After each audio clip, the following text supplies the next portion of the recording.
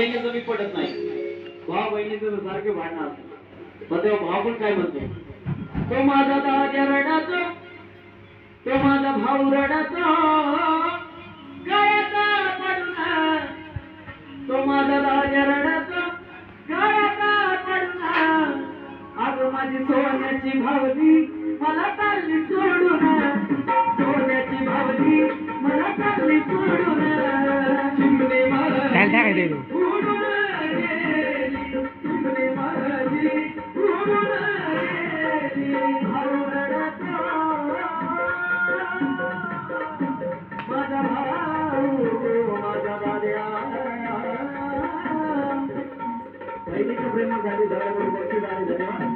माझा भाऊ